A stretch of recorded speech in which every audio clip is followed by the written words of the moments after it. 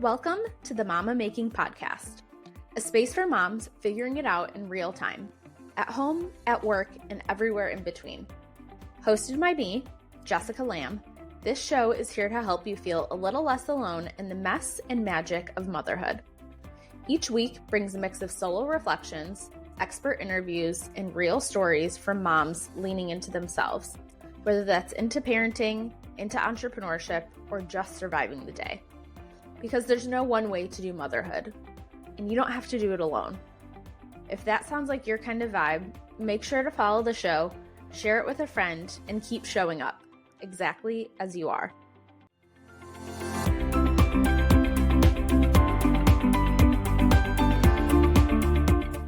This episode of the Mama Making Podcast is sponsored by Collabs Creative.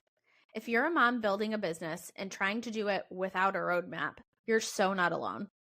That's exactly why I started Collabs Creative, to help founders like you tell your story, grow your brand, and actually connect with the people you're meant to serve. From social media strategy to full-on content creation, we do grassroots marketing that feels real, because it is. If you're ready to stop throwing things at the wall to see what sticks and start showing up like the founder you already are, head to collabscreative.com and let's start building something good. Now let's get on to the episode. Hello, everyone, and welcome to the Mama Making Podcast. I'm your host, Jessica. If you're new, welcome. If you're not new, then welcome back. Today, I am so excited to have Alison Beder Solway on the podcast. Alison is an author, a fitness expert, and the founder of ABS Fitness. Her new book, The Miles We Run, chronicles her emotional journey through infertility and surrogacy and how marathon training helped her reclaim strength and identity. Today, we're talking about building resilience in unexpected ways and breaking some of the stigma around infertility and how motherhood can look different in many ways. Thank you, Alison, for being here. I'm so excited. Hi, Jessica. Thank you so much for having me. I'm really looking forward to our conversation. Me too. So tell us a little bit more about you, who you are, where you're from, whatever you are comfortable sharing. Okay, I'm Alison, and I live in Toronto, Canada. And I have 4 children. 3 were born through a surrogate.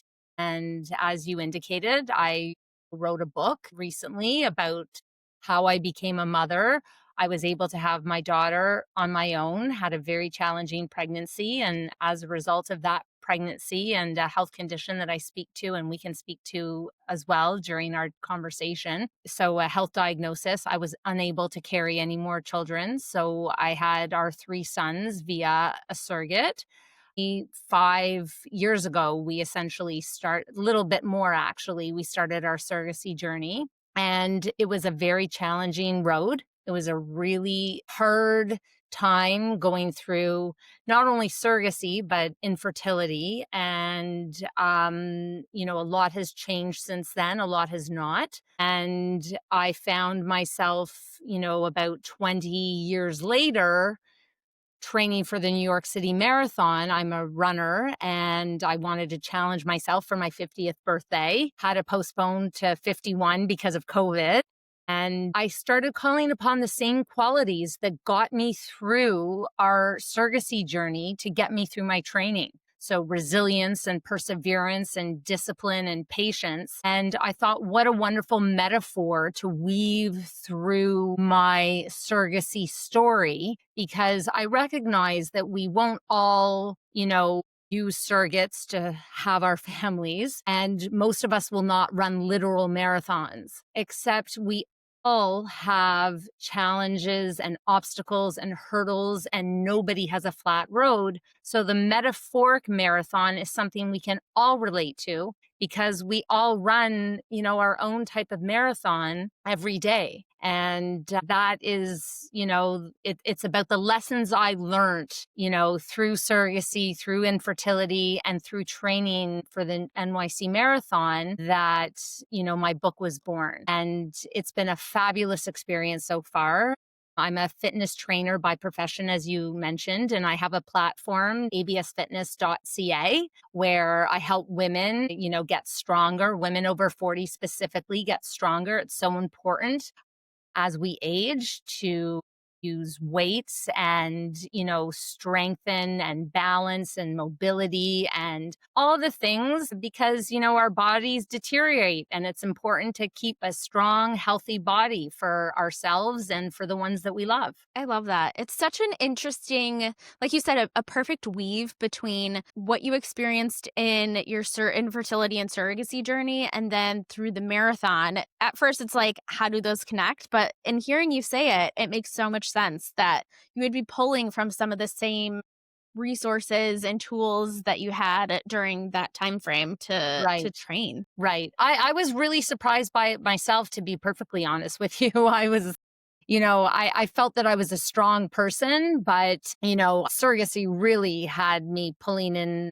on my inner strength. And training for a marathon is no easy task. It's a hard thing mentally, more mentally than physically, actually, but, physically taxing too. And I was very surprised at there was so much that the two totally different experiences had in common. And Yeah. that's how I brought them together. Love to get more into your infertility and surrogacy journey a little more in depth if you're good with that. Absolutely. Absolutely. Yeah. Yeah, tell us where it all started.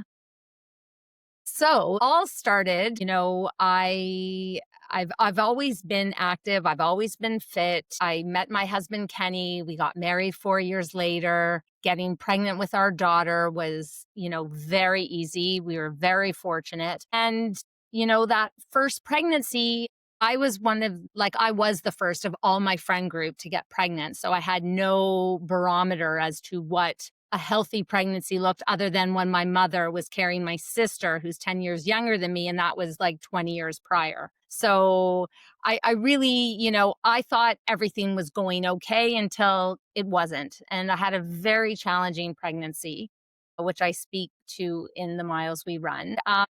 It got to the point where I could not go to work anymore. I was having such shortness of breath, and I unfortunately had an obstetrician that didn't really listen to me as her patient and kept telling me everything was normal. And this is, some people experience, the symptoms that I was experiencing at the same extreme that I was experiencing, but my body was definitely telling me something wasn't right. And I have a master's of science in environmental studies by profession, and I was working for an engineering firm at the time, and I was going on early mat leave, and I decided, you know what, I need to go to the hospital. I cannot breathe properly. And so instead of driving home, I drove right to triage. And there I found out that I was in right congestive heart failure and it wasn't normal. And that our daughter I didn't know the sex of the baby at the time, but she was going to be born within the next 48 hours. And then the whole, emotive and feelings of, oh my God, this is not what I thought was going to be the birth and the way she came, because she also, like, my water broke suddenly the next morning. It was like an episode of ER, or I Yeah. guess Grey's Anatomy, but like end of Right. season. Okay. So Yeah. back then it Yeah. was ER. And it was very frightening. And thank God she was okay. She was just very small, and she was about a month in the NICU. And at the time she was released, I was also diagnosed with a genetic condition called hereditary hemorrhagic telangiectasia, which is a mouthful. HHT is the abbreviation. And essentially, my blood is shunt through my body and my heart specifically at double the volume on a normal day. And my heart has adapted to that my whole life, except when a woman becomes pregnant, their blood flow doubles. So mine Right. quadrupled. And Wow. yes. And that's a very poignant part in the book because, I know exactly what's coming from my respirologist, who is still my respirologist to this day, who handles my whole HHT care, that, I couldn't carry any more children. And for me, I was absolutely devastated. I'm very close with my brother and sister, and I thought for sure, we would be having at least 3 kids, you know? And in that moment, I knew I had to find another way. So that's what brought us to surrogacy. Yeah, it's so interesting because I think, there's everybody's story is different in terms of deciding to have more kids or not, or what that's gonna look like, and a lot of times it takes people a while to figure out what that looks like, but for you, it was a pretty immediate answer that it wasn't gonna look like it typically would with, carrying your child. Right. Right. I knew I was going to find a way to have more children. And, we considered adoption. And I speak to that in the book. And went so as far to have a home study, and we were working with a social worker. And, the surrogacy route wasn't easy. Fertility and embryology and all the things that go into IVF were way different, 5 years ago than they are today.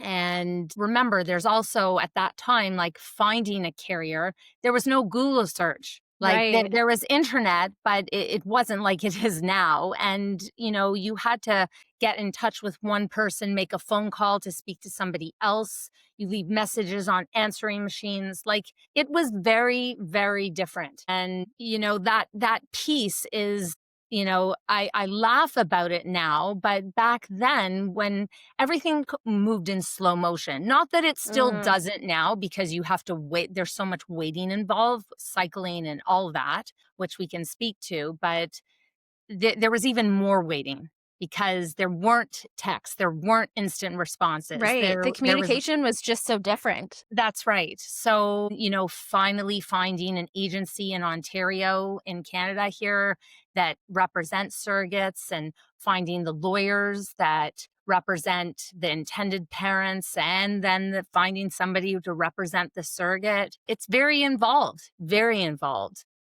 Yeah. So, do you want to get a little more into the surrogacy process in terms of? I think people are like, "Oh, you just find a person and do the IUI thing, and that's it." What does that process look like for someone who Right. has done it not only once but multiple times? Yes, it's definitely not like that. You need to be very mindful. Like you're entrusting this woman with the most important piece of you. So you want to do it the right way. You don't want to just find somebody off the internet that is looking to do this for you. Maybe they're doing it for altruistic reasons. Maybe they're not. It's always best to work with an agency, unless you're working with family. And even still, you should most likely work with an agency or at least lawyers for sure. Okay. Lots can go wrong that you don't think about, when you're pregnant. You don't like to think of all the things that can go wrong. So, and having been down that road, I know how many things can go wrong, because so many things with our surrogates did go wrong. Mm, And so we tried in, we used an agency. So these surrogates at that time were vetted. I think there's a much different vetting process now. And we worked with two carriers here in Canada and weren't successful. So we were like about 2.5 years here. And, we did have, me taking fertility medicine also was a whole experience, in that I was worried about the HHT component and taking fertility meds. And so we tried a couple cycles with my natural egg. We actually got pregnant on the first attempt, but we miscarried at 9 weeks, which was very hard. And then I obviously went into the whole regime of fertility meds, and growing your eggs like in multiples on your ovaries, which is extreme, and all the things that come with that. And then you have a surrogate, a woman that you're working with, that is also taking drugs to suppress her cycle, to get ready for implantation. So you want to use an agency to find the right person, and you want to make sure that you use lawyers representing the carrier and representing the intended parents, to make sure that you have covered all the bases. So if, God forbid, there's a terrible, horrific accident, things you don't like to think about, what happens with that pregnancy. And just to circle back just a little bit, you had mentioned, finding someone and then just doing IUI. So there's two types of surrogacy. There's traditional surrogacy, which is not very commonplace. Still happens, but not very commonplace. Whereas the surrogate would be genetically tied to the fetus, the baby. So it would be their egg with either the intended parent's sperm or a donor sperm. There's a genetic link there. Then there's gestational surrogacy, which is much more commonplace, where an egg and sperm that has zero relation to the carrier is implanted. So that's what we used. It was my egg and my husband's sperm. So genetically, the child is ours. It's just implanted into another uterus to grow for 9 months. And then, the carrier has no genetic tie. And Right. In terms of legal issues, there's a lot less that could go wrong with gestational carrier than traditional carrier if the relationship starts to go awry. So Right. that's definitely something that you want to consider prior to Yeah. getting into a relationship with a surrogate. And so do you do all of that logistical work with the agency and they kind of match you with someone, or do you get to choose who that surrogate is, or a mix of both? So I think it's different now. Okay. I think that there are a lot, surrogates are high in demand. Gestational carriers are high in demand. So I don't know how much choice intended parents have now. I don't want to say that we had tons of choice. It wasn't like we had 5 different women that we could choose from, but it's important to have a connection with a woman that you could be working with for years to try and conceive, to try Right. and carry your child, because it doesn't always work on the first time. Oh, sometimes it does, but more times than not, it doesn't. You want to make sure that you're able to develop a relationship with the carrier, and that's hard too. You're putting your trust, and again, you're the most important piece of yourself, in their body, and Yeah. you have to, give up that aspect of control, which is a really hard thing to do. It doesn't sound hard, but it is very hard to, Yeah, I could imagine that would be very challenging and kind of I feel like pregnancy is a little bit helpless of a situation to be in. absolutely. Yeah, Yeah. and then on top of it, you're kind of giving that over to someone else, and yeah, I could absolutely understand that being Yes. challenging. So you want to make sure that you have the right connection with the carrier, and that you've built a friendship and a trust with the carrier. It's not just like, "Oh, you're going to do it for me? Great. Let's get started." And you want to get to know about them. You want to get to know their family, who their support system is. I'm sure this is true today, but there is no agency that would place a carrier with a family or intended parents that hadn't carried a child before, because Mm, it's very important for them to understand that emotional attachment or detachment in the case of a carrier when you become pregnant and you're growing a life within you, that it's not yours. It's yours to just help grow. But at the end of 9 months, that child belongs to somebody else, and then mm, there's just there is that fear. What happens if they decide they don't want to give it back, which is common and doesn't happen often. Like, there's certain circumstances where it's happened, but I believe it's happened when traditional surrogacy is used and right. not gestational.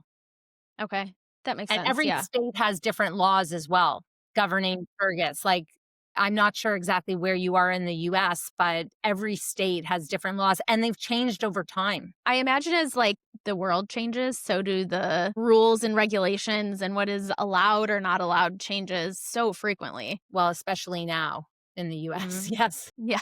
Yes, for sure. Yeah. So did you do the surrogacy route 2 separate times, and how did they differ? So we do you mean having our sons? Like, Yes. or so yes, our sons were carried by the same woman. So I had, as when we went into the US after we hadn't been successful here. So we worked with a clinic in New Jersey. New Jersey at the time, and I still believe it's a surrogacy friendly state in that you can, at a fertility clinic, they will implant a surrogate. However, if the surrogate lives in the state of New Jersey, even if it's the genetics of the intended parents. So even if it's my egg, my husband's sperm, you would have to adopt the baby. The parent's name would not go on the birth certificate. That is not the case in Pennsylvania. There's lots of states where you can get a birth order in advance of the birth with your name on the birth certificate. Okay. And that's also why you want to use a reputable agency and, a legal person who is going to represent your best interests. So our carrier, we worked with a clinic in New Jersey, but she was from Pennsylvania. And so she got pregnant on our first attempt from the clinic in New Jersey. And we actually were pregnant with twins for our first pregnancy in the US. And at 11 weeks, it was noted that there was something very wrong with one of the fetuses and that we would have to reduce if we wanted to keep the pregnancy, like the other baby, alive. Very hard decision. It was awful. I thank God that it was during a time when we had that option available to us. Not everybody has that option available to them now. But thank God our son was born from that pregnancy. And then about a year later, we worked with the same carrier with frozen embryos from the same clinic. And she got pregnant again and with twins again. And we were blessed with 2 more boys. So that pregnancy was okay. Yes. So our sons, they're triplets technically because they're the same batch of embryos, just born a year and a bit apart. Yeah, that's so interesting. And it's great that you felt comfortable to use the same surrogate again, that the first experience went so well that you're like, let's do it again with the same person. Right. She was, wonderful. Maureen, was just phenomenal. And she went on to do this for several other families after us. Wow. Yeah. That's so incredible. She's a tremendous woman. Yeah, she really Yeah, is. yeah. And I think it takes a very special person to be able to be a surrogate. I think, like you said, there's so many, well, obviously, logistics right off the bat, but then there's so much emotion on both sides, I imagine, that you have to navigate of caring and growing someone's baby and kind of navigating those relationships, I'm sure is tough for both sides. It is. It is. It's a hard thing meeting a stranger and building a relationship around the fact that they are going to carry or hopefully carry your child for you. It's a very interesting dynamic. And, you have to find that balance of, when you can engage and when you need to trust and when you want to push and when you want to release. It's a very fine line. I will say, you know, most of the carriers that we worked with, especially the 2 women in Canada, we did work with another woman in the US prior to finding Maureen. And that was not successful because it came out in her psych visit that there had been some addiction and things that she hadn't been coming on her application. And that was horrific because so much waiting and time had been invested. But it's a balance. You don't want to be overbearing, making sure they're taking their meds. And then, God willing, when they get pregnant, like, how are you feeling? Are you off your feet? Are you eating well? Are you near anybody who's smoking? There's so many facets and it's hard. It's, again, as we spoke of a little earlier, relinquishing that type of control. And you mentioned, in pregnancy, there's so many things, if you're carrying the child that you worry about. So now you're worried about all of that, plus the fact that you can't even control the way that person is carrying your child, and hope and trust that they are doing more or less what you would do if you were able to carry that child. Right. Yeah, trust is like a whole other level in this process. Mhm. Mhm. What were some of the emotional highs and lows that kind of still stick with you as shaping the way your journey went through surrogacy?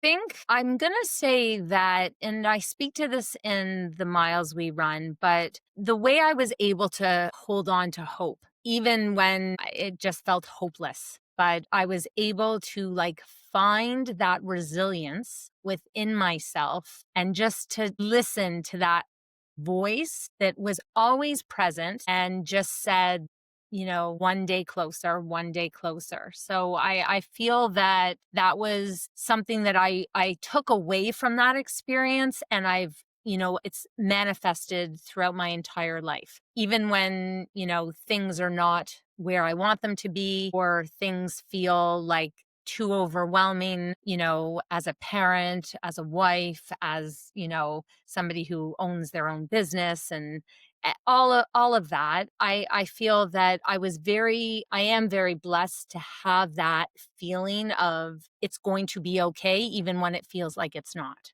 So I think that was a huge lesson for me. And I think one of the harder components was to get over the why me. I think why me is such a challenging question that so many of us, I think it's part of humankind, at some point in their life will ask, why me? And not in a good sense necessarily, Right. but the why me that, why am I going through this? What did I do to deserve this? Like, why? Just that, rhetorical why. And the way that I've been able to look at, why not? Not just Mm, the why. So why not me? And then literally bring that why me to a 180 why me? Why me? It's, look what I went through and look at how blessed I am. Oh, yes. yeah, I think motherhood in general is so transformational, but I Mhm. think the journey to getting there is also part of that as well. So I can absolutely understand the idea of being like, well, why does this have to happen to me? Why am I the like can't someone else take Right. this on? But I think it goes to show that resiliency piece that you just get through and get to a place where you're grateful for that experience. But in Right. the beginning, you couldn't expect to ever be like, "Oh my gosh, thank God this happened." Right, right. I agree with you. Resilience is a muscle, not literally, but it is a muscle. So you can only find that like inner grit and develop that resilience if you're going through hardship. Resilience doesn't come from like sunbathing on a beach, drinking a mojito. It's resilience comes through challenge. Yeah. So Yeah. Do you have anything else on your surrogacy journey that you think is important for people to know about? I just think it's really important to not be afraid to, and we can discuss like the whole advocation piece, but Mhm. to just advocate for yourself. Don't, if you have questions, ask questions. Don't be fearful. Like, it's a partnership. Mm, So recognize that it's a partnership, and recognize that I think most carriers understand the challenge of an intended parent not being able to do this for themselves, mm. and how hard it is to give that up and to trust that they're going to do it as well as, if they could do it themselves, they would. What does So, that advocacy piece look like? well, the advocacy piece is more in terms of, making sure that you are in partnership with your fertility team. That was something that, I speak to a lot in the book, because I think that when, intended parents, I'll speak to the mother perspective because that's what I know best. Because there's so many alternative families now that are having children through surrogacy, which is wonderful. But for somebody that, was told, had a child and then was told that they couldn't have any more, and for so many women going through infertility, the only thing you tend to see is a baby at the end of Mhm. that road. So the finish line is a child, and you will get there any way you need to. So whatever the doctor says, you're going to do, because that will bring you closer to the child. And you don't necessarily take time to reflect upon the choices being made for you or suggested for you. You just want to get to that baby because there is a desperation in infertility that, well, I haven't yet to experience, and I hope I never do again, but with anything else, other than maybe, God forbid, a sick child and wanting them to, be well. So, but that is different. And this is something that you want for yourself so badly and your body's not working the way it was supposed to work to get you to that point. So, the advocacy piece is take a second, take a beat, and learn about what you're actually going through. Learn about what your options are, what your choices are, what medications you're taking. Like, be your best advocate because nobody is going to advocate for you like you will for yourself. And I think that that doesn't mean it's going to work, but that means you're going to understand, and it's going to mean that you can help determine which direction you go in. And I think top fertility clinics and top fertility doctors, it will be more of a partnership. I didn't find that partnership when I was going through it here in Canada, but I blame myself partially because I didn't know any better. And I didn't know anything about fertility, and I didn't know anything about embryos or egg quality or sperm count or anything like that. I just did what I was told. I took the drugs that I was told. And then after like literally 2 years, I was like, Alison, you are a very smart individual. What are you doing? Like, this isn't working. Why isn't this working? It's time to like take a step back and ask some really hard questions. When I started asking hard questions, I started getting answers that I didn't necessarily love. And I was like, it's time to pivot. It's so interesting because I think when people think of self-advocacy, I think we see it in such a negative way that it's like going against what people are telling you or not trusting your team. But I think you are the team. You're the center of the team. And I think, Absolutely. yeah. And I think being active in doing the research and getting different perspectives and, like you said, asking the really hard questions, I think that is we need a shift in what advocacy stands for. And I think that's a perfect example of there is I imagine this desperation, like you said. I think that's the perfect word for it, to have this baby that you're willing to do anything to get there.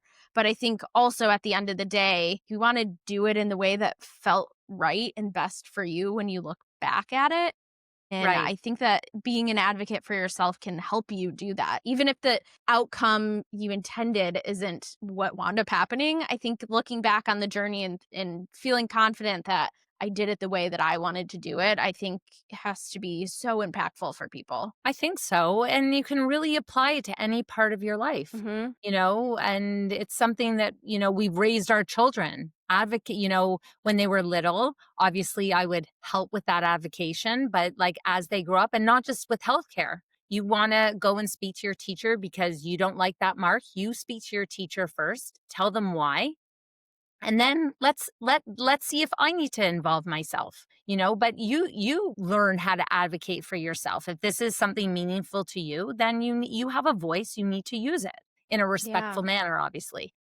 I Right. I just this is something that really took me a while to learn, but going through surrogacy really cemented it for me. And I'm a huge advocate for advocacy. I use it in my everyday life. I'm not shy about it. And if somebody doesn't like the questions that I'm asking, then it's time for me to move in a different direction Mhm. because these are very important, and being curious and taking time to understand. And again, this is something that you can apply to all aspects of your life. It doesn't just, reflect infertility. But that's where I really, really learned that lesson because nobody is going to put you first. You have to think about yourself and what it is you actually want and how you're going to achieve it. And if you don't ask questions and you don't understand, you're making it very challenging for yourself. You're putting an extra layer of hardship that doesn't necessarily have to be there. Yeah. Yeah, I love that. I'm also so big on you're the only one that can be in the driver's seat of your health or wellness or whatever situation you're in. But yeah, Mhm. I agree that it can apply anywhere. Mhm. You can only control you. You cannot control others. So, I I don't regret anything that we went through because I wouldn't be where I am right now. So I'm very thankful that I was ignorant or stupid back then because it got me to where I am now. But I have taken those lessons to heart, and they've followed me and been a real important part of my life since. Yeah. Well, I'd love to pivot to later in life when you decided that you were going to run a marathon. What sparked your idea to go for the New York City Marathon? So my brother, sister, and I were all runners. My dad is turning 86 and he still runs. So he imparted on us this love of running, and we've all been doing it for, more than 20 years. And during COVID, I mentioned that we're very close. Obviously, with everything shut down and hard to see each other, we started running every Saturday morning together. So it was in a safe space, it was outside, it was good to like be with each other. And so we started running and we still do every Saturday morning, the three of us, which is, such a wonderful thing. I look forward to it every week. And I was turning 50 and I was, you know what? I want to challenge. I hadn't really run longer than 15 kilometers. I wanted to run. I wanted to do something challenging for my 50th. COVID did not allow because the marathon actually, it was taking place, but it was half the size. And I didn't want to do it half the size. The New York Marathon is something that I knew if I was ever going to run a marathon, that was going to be it, because you run through all 5 boroughs. Supposedly the city like is insane and comes alive. So I decided, okay, I'm going to run the marathon. And I call my brother and I'm like, I just signed up for the New York Marathon. He's like, I don't know if we can swear on your podcast, You but can that's absolutely swear. okay. So he was like, what the fuck are you talking about? Yeah. And I just signed up last week. Okay. Or Oh like my a gosh, few that's days amazing. prior. And then I'm like, what? And so I call my sister and I'm like, you're not going to believe this story. And she's like, well, if you two are doing it, I'm doing it too. Oh, So I the love that. 3 of us, yes, trained and ran the New York City Marathon in 2022. And it was everything and more that I thought it was going to be, like the actual marathon. I've run halves, but I've never experienced a city come alive like that. It just was like, I don't even know, like it was hard. It was really hard, but it was just so rewarding. Like crossing that finish line was just unbelievable. And the training for it was the journey. Like the finish line was like, I don't know, that was the bonus, but the training and the journey to get across that finish line was really what stuck and resonated with me and what forced me to call upon, like, running 20 miles, in the summertime here is hard. And just that, knee issues and foot issues and everything that comes up when you push past, the boundaries that you normally do, which I like to, but also with my HHT, there's that fine balance. I live within that balance. Before I even was able to commit to the marathon, I had to check with my cardiologist and my respirologist to make sure that I got the green light. And they said, be mindful. And I wasn't out for time. I was out just to finish it. And I was happy with my time. It was a super hot day in New York. Like it was sweltering, even though it was beginning of November. I had to pivot my whole strategy for the actual race day because, my race time was at 10:45. And so I'm running Wow. like the thick of, Yeah, the hottest of the midday. day. Yes. And it was hot, so humid. So my time wasn't exactly what I thought it would be, but it didn't really matter to me. It was just such a wonderful feeling that when you're coming off the Brooklyn Bridge, there are there is no exaggeration here, thousands and thousands of people standing, like cheering on the runners. Like I was like, the bridge is so quiet. It's like you're so wrapped up in hearing the like footsteps and everything's very peaceful. And then you come off this bridge and it's like, you just hit a home run in Yankee Stadium.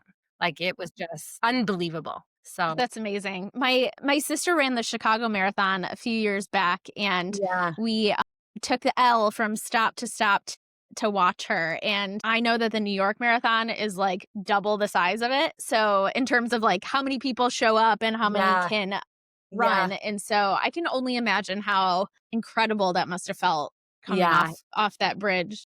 The whole thing and have like our families did follow us too. So they were at certain points and it was just like seeing them was so emotional. Like I could cry about it now. Yeah. It was wonderful. It was wonderful. Yeah. I wouldn't put my body through another marathon, Mhm. but I would do a half. That's for sure. Yeah. And Yeah. I've done them, And but how did the support, so obviously your book is about the intersection between your journey through surrogacy and then training for the marathon. There has to be an intersection there as well of your system of support and what that looks like. And were there parallels between your surrogacy journey and your training journey with your family that had kind of a parallel? that's a great question, Jessica. That's one question I haven't been asked yet. Very, very poignant, actually. I'm very blessed. I have a massive support system. I'm very privileged to have a beautiful family, my parents, my brother, my sister, my husband, my children. So going through surrogacy, our families, my in-laws, like with their support was very necessary. My brother and sister also very necessary. We did not talk about it a lot. I will say that I we told nobody that I couldn't carry any more children. I told everybody about my HHT diagnosis. They could come to their own conclusions, but I gave nothing away in terms of, not being able to carry any more children. Our immediate families knew, but my sister's 10 years younger than me. So when I was going through this, she was just at university. She's in a totally different headspace, you know? And my brother wasn't even married yet. So I, it was interesting because I don't think my brother and sister really understood actually until they read my book what that time period was like, but to no fault of their own, because I don't think they could have imagined what it was like for me. I really didn't talk about it. And my parents knew and they were wonderful supports. And, we needed help also, like financially, surrogacy, fertility treatments. It is not a cheap endeavor. And we were very blessed to be able to have, support like that from both our families. And in terms of the marathon, I did it with my brother and sister. So it was almost like a built in support. And then my husband, literally every long run I went on, like over 10K, he would ride with me. He's a cyclist and he would ride. So I feel I'm very lucky that way. Very lucky. Yeah, I think I feel like both things can be isolating. Obviously, Mhm. surrogacy is hard to understand if you've never dealt with it or been through it, and same with infertility. But I think marathon training can also be isolating. So many people are like, "Why are you doing this?" 100%. Not only isolating for others to think, but very valid point, because even if you're running with people or in a running club or whatever, like even with my brother and sister, Saturday mornings, it's very internal. We're not talking the whole time. And even when we are talking, you're still pushing through that next step. So running is it's not a team sport. Distance running, distance running. So it's not a team sport. It is solo and you are in your head. And I think that's one of the reasons I love it so much, because sometimes it allows me the time and endurance literally to get through what I need to get through mentally.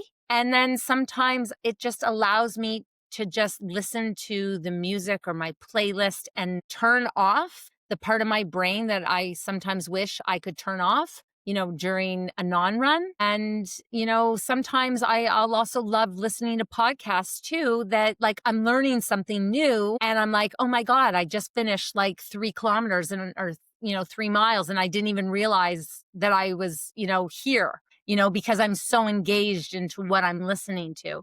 So, but it's a very like, there's a lot of solitary time, even if you're doing it with other people. Yeah. Yeah, I love that. I think there's like no other, I'm not a runner, but I can't imagine that there's many other things like that you're able to be active with your body, but then also be able to like turn everything off at the same time and be distracted or hone in or whatever it Right. is you choose to do with that run. Right, right. Yeah, I like that. And some days, like, I'll put on a podcast and I'll be like, no, I just can't. And I'll turn on like my playlist and I'm like, okay, that's what I need, Or some days I'll turn on my playlist and I'll be like, no, I actually, I need somebody to talk to me. I need somebody to like teach me something. I want to hear somebody's perspective on something. So, There has to be something too also in tuning into yourself and knowing like what you need that day. Maybe it's you plan to run in the morning, but you decided you need to run at night instead, or maybe the long run, you have to switch your day to do it. I feel like it's the same thing we were talking about with advocacy when something doesn't feel right and being able to like really stay true to what feels best for you. right. For me, fitness, yes, obviously life happens sometimes and then I need to pivot. That for me is a big thing though. If I've planned on going for a run first thing in the morning and for some reason I wake up that day and I cannot go, I really have to like find, and it sounds like crazy, like what's wrong with her, but I have to find that mental, okay, I am going to be okay if I run at noon today. So, like, get out of that. You can't run at 6, you're going to run at noon because of whatever. Now that the days are getting shorter, I love early morning. I'm an early morning person. I love going to bed early too. So I can't run as early as I used to, for the past 4 months because it's too dark in the morning and I don't feel safe running by myself, even if I'm not in trails. So, I'm slowly getting my head around that. Do you know what I mean? It's not like one day you wake up and you just can't run. It's like, okay, so now what is that day that I would normally run at 6 gonna look like? So I have time to process it. I don't know if that's an anal thing or that's just somebody who's like, I know what my body needs and I just, maybe a little bit of OCD. I'm not exactly sure, but yeah, it's important to be able to adjust and, pivot sometimes. Things might not happen the way you want. And that is certainly something that, I learned through surrogacy Yeah, because and that's a so skill, many, like you said, it's a muscle figuring yeah, out how to adapt and flex and flow when you need to. exactly. Yes. Awesome. Well, is there anything else about your book or your journey that you wanna share with listeners? you know what? I think we've had such a great conversation. I think the book itself is just, it's just a story of hope and resilience. There's a lot of hardship, but, I think it really speaks to perseverance and staying the course, even when things get really, really hard and feel like it's just absolutely hopeless. It's not. And there's always that inner strength. There's always that hope, even if it doesn't go the way you intended it to go, or even if you have to pivot in a totally different direction. And that's why I called it the miles we run, because we all run metaphoric miles. Yeah, I love that. I think that's the perfect place to end. Could you share with people where they can find you, website, social media, and then where they can find your book? Thank you so much. So my book is sold all everywhere books are sold. If you want links, my website, themileswerun.com has all direct links. And then I have, if anyone, is interested in getting strong, absfitness.ca. And I'd love to hear from anybody that has any questions. I have a contact sheet on the mileswerun.com. I will respond. And, I love hearing from readers. I really, really do. I love to hear how the story resonated. And I appreciate the feedback. And if your viewership does read, if they could leave me an Amazon review, I would so appreciate it. Yes, absolutely. Well, thank you so much for being on. This was really incredible, and I'm so grateful that you were able to share your story with us. And thanks for being here. Well, thanks so much, Jessica. I really enjoyed speaking with you. Me too. Thanks.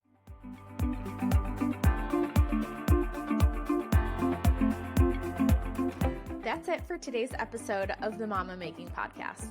If this conversation resonated with you, share it with a friend, leave a review, or follow us on social media.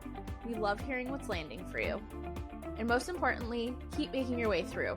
You're never in this alone. Thanks for being here, and we'll see you next time.